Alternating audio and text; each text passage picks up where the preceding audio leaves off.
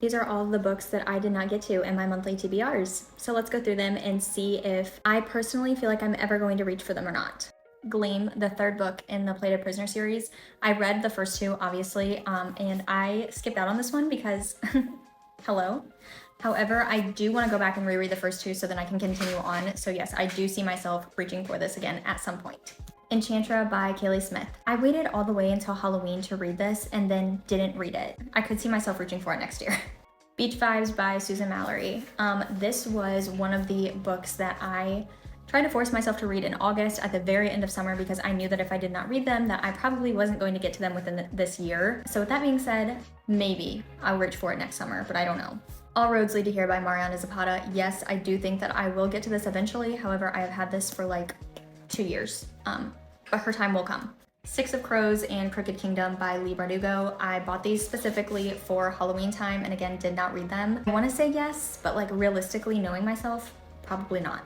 Dear Reader, the first book in the Devil's Backbone series, no, I don't see myself ever reaching for this to actually read it. Assistant to the Villain by Hannah Nicole Maurer. This was like one of my very first books that I had on a TBR.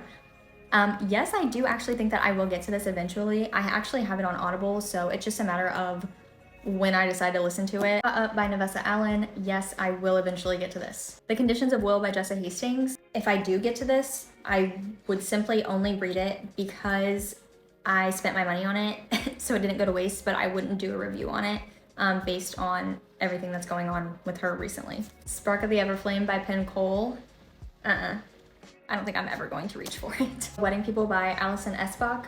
Maybe. I'm not writing this off completely. However, 2 of my friends read it and neither of them were that impressed with it. So that has deterred me a little bit, but I want to give it a chance for myself just because I know that it deals with a lot of like thick mental health issues.